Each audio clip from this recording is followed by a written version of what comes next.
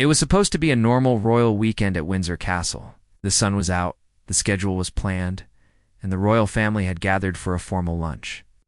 Queen Camilla had arranged the event to celebrate one of her recent charity achievements, and many senior and junior members of the royal family were present.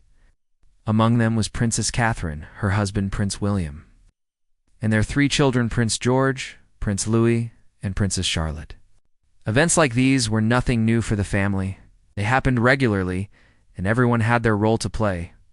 But something felt different this time, at least for Catherine. She couldn't put her finger on it at first, but she had a mother's instinct, and when it came to her children, especially Charlotte, she always paid attention to her gut feeling. That morning, Catherine had noticed that Charlotte was quieter than usual. She wasn't angry or moody, just strangely silent, as though she was trying not to be seen. For a child like Charlotte, who's normally full of confidence and curiosity, it stood out. Catherine made a mental note, but didn't act on it immediately. After all, children have quiet days too. As the family settled in, the children were guided to a side room where the younger royals were asked to enjoy tea and spend time together while the adults mingled in the main hall. Catherine helped Charlotte to her seat, gave her a kiss on the forehead, and smiled before walking away. Nothing seemed wrong yet. About 45 minutes later, while Catherine was speaking with a senior aide, she caught a glimpse of Charlotte walking past an open door in the corridor. Her daughter's face looked pale, and her lips were pressed tightly together. She wasn't crying, but something was clearly wrong. Catherine immediately excused herself and followed. She found Charlotte standing alone near one of the back doors, quietly looking down at the floor. Catherine crouched down beside her and asked gently, "What's wrong, sweetheart?" Charlotte hesitated at first, saying softly, "Nothing, Mummy." But Catherine knew when something wasn't right. She asked again, more kindly this time. Charlotte's answer came slowly. Granny Camilla said, "I was showing off," she said. "She told me not to talk unless I was spoken to." Catherine was stunned. "When did she say that?" she asked. Charlotte replied, "When I was playing with Louis," and gave the answer to his guessing game. Catherine gave her daughter a long hug. On the outside, she stayed calm and comforting. But inside, she was hurt and concerned. She had always worked hard to keep a respectful relationship with Camilla. It wasn't always easy. They had different views, different personalities. But she never thought Camilla would say something so harsh to her child. Still, Catherine told herself to wait. Maybe it was a one-time misunderstanding. Maybe Camilla hadn't meant it that way. But deep down, Catherine knew this moment was important, and not something she could ignore. As the day went on, Catherine stayed close to Charlotte. She paid more attention than ever, quietly watching the people around her daughter. During the garden walk with the family, Camilla seemed cheerful, chatting with King Charles and smiling with the guests.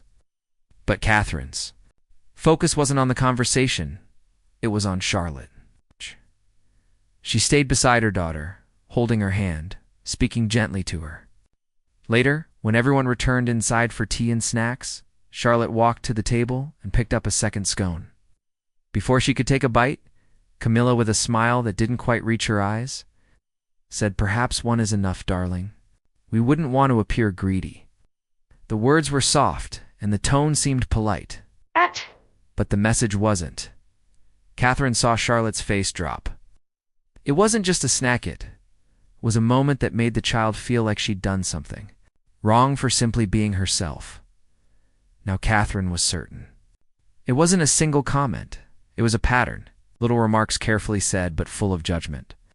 Camilla wasn't shouting or scolding, but she was doing something even more damaging, using quiet criticism to make a child feel small.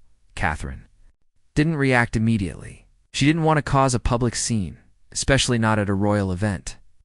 But in her heart, she made a decision. No more silence. No more brushing it off. She was going to protect her daughter no matter what. That evening, when the family returned to Adelaide Cottage, Catherine tucked Charlotte into bed herself. William was still on a work call, and the house was finally calm. She sat beside Charlotte and asked, "Did anything else today upset you?" Charlotte looked unsure. "Maybe a little," she said. "But I'm fine. You don't have to be fine." Catherine replied softly, "You can tell me anything."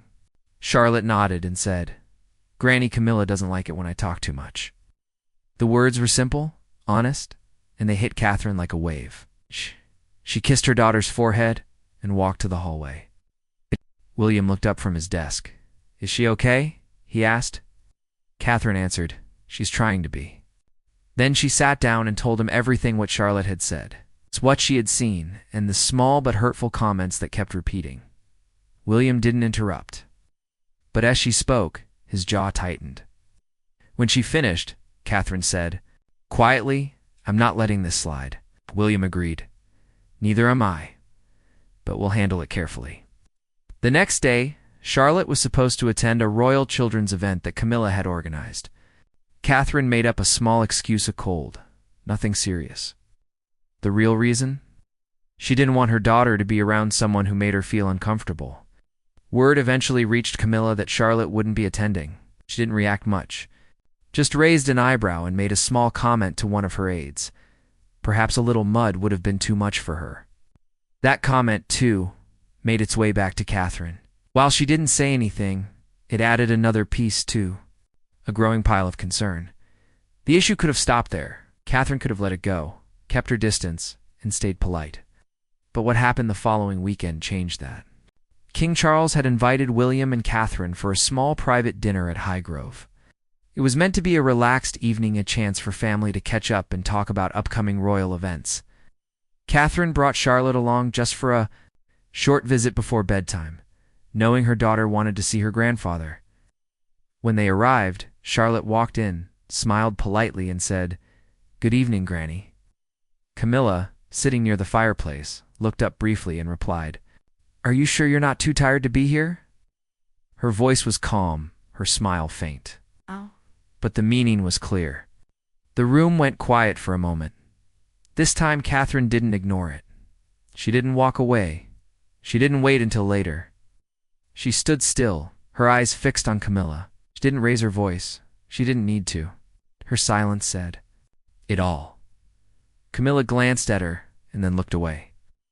The room slowly returned to normal, but everyone could feel the shift.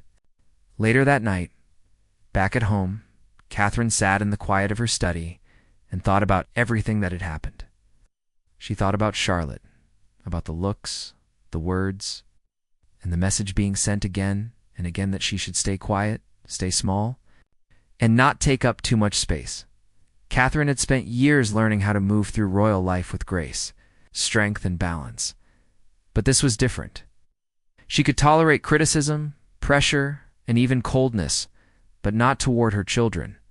That was her line, and Camilla had crossed it.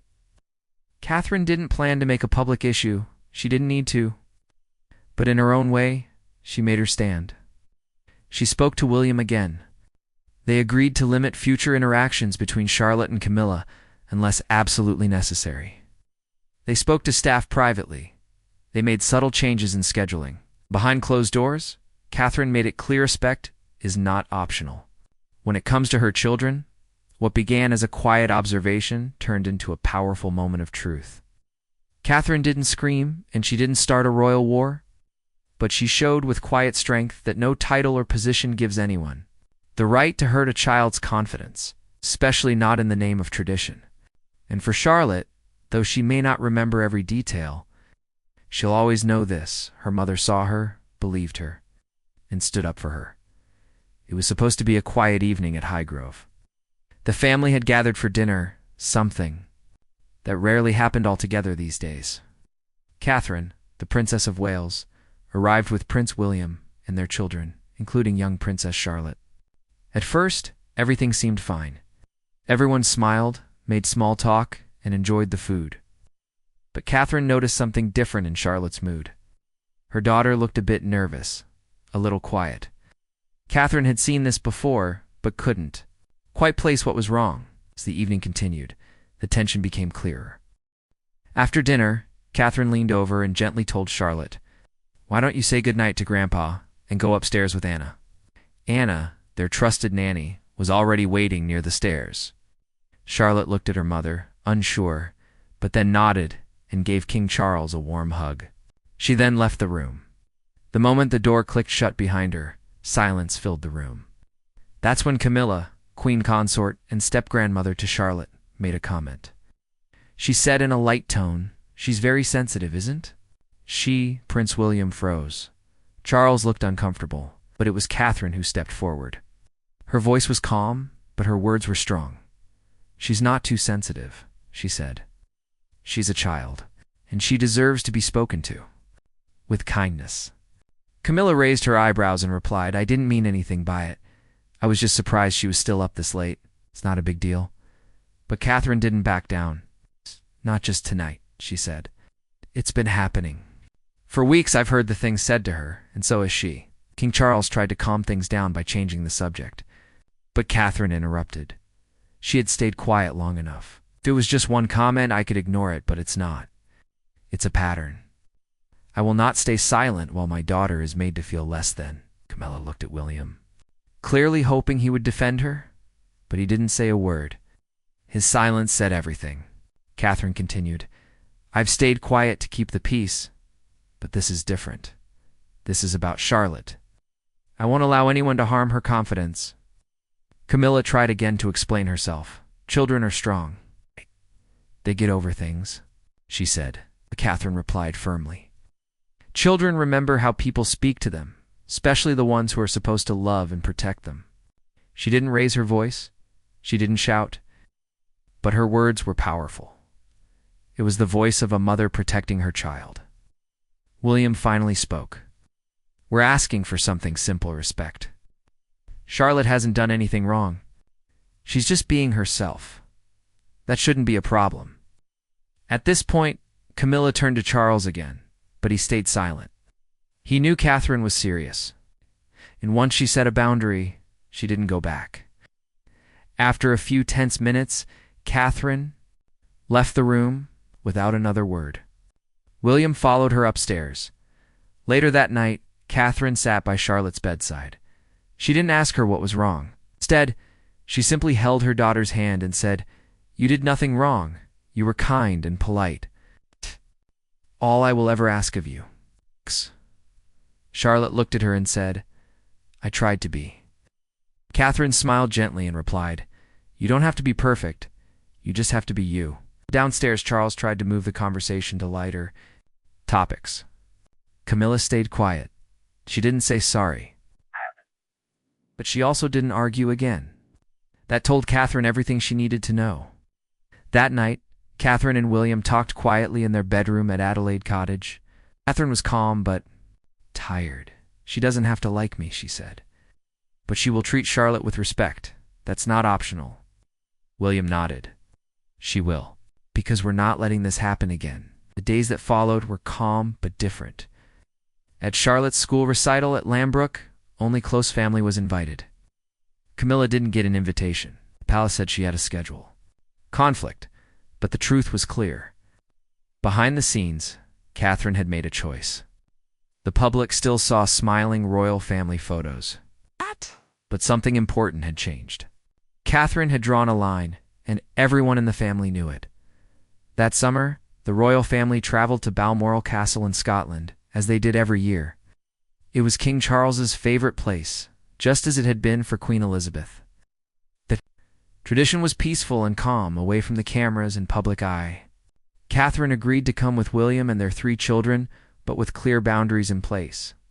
She had told William before they left, "I will not let Charlotte out of my sight, not even for a minute, not around Camilla." The family arrived in groups. Charles was the first to welcome them at the estate gates, smiling and happy to see his grandchildren. Camilla arrived a day later with her usual staff. Since the Highgrove incident, she had not spoken to Catherine directly. Any communication was short and formal, only during public events. Everyone pretended like nothing had happened. For the first few days, things were peaceful. The children enjoyed long walks, played outside, and even helped the staff in the kitchen. Charlotte slowly started to relax again. She laughed, played with her brothers, and seemed like her old self again. Then, the moment came. Catherine was in the drawing room with Lady Sarah and a few staff members. William had gone fishing with Charles. The children were in the garden.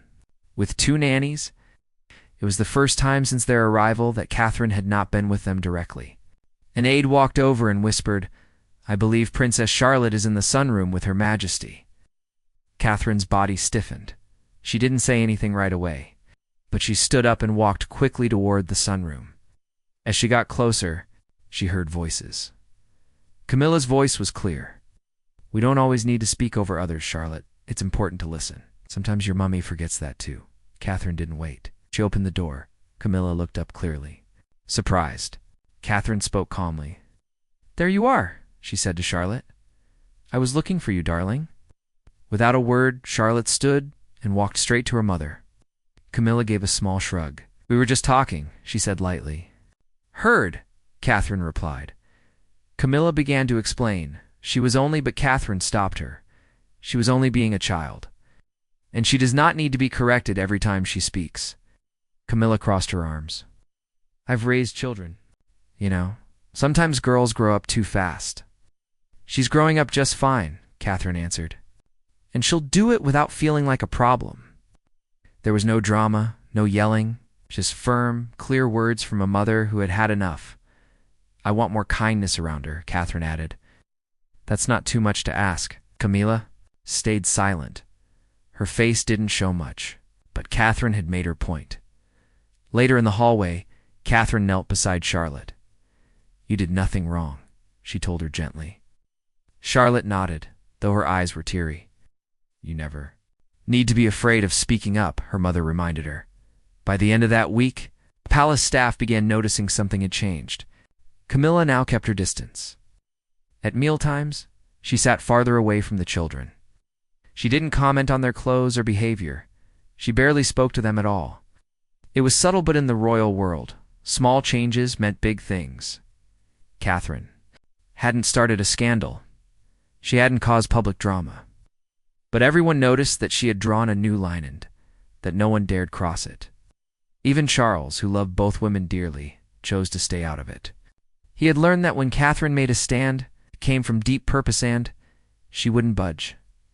That summer ended like every other, with the royal family standing together on the castle steps, waving for the press, smiling in photos. Inside those castle walls, the dynamic had changed. Camilla had lost something she never expected: Catherine's silence.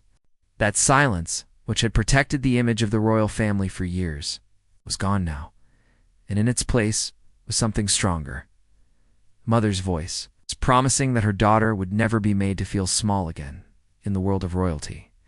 Appearances are everything. Smiles in public, handshakes for the cameras, and carefully chosen words are part of everyday life. But behind the palace doors, emotions run just as deep as they do in any family. What happened between Catherine and Camilla wasn't just a disagreement, it was a turning point. It showed that even in the most formal and traditional environments, a mother's love and instinct to protect her child will always come first. Catherine had spent years balancing her royal duties, staying quiet when things felt uncomfortable, and doing what was expected of her. But when it came to Princess Charlotte, she refused to stay silent any longer. Her calm but firm response showed grace, strength, and powerful leadership, not through anger, but through setting clear boundaries. She didn't cause a scene or fight for attention. She simply made it known that her daughter's well-being would no longer be ignored. Camilla, on the other hand, may not have realized how her words affected a young girl, but the impact was real.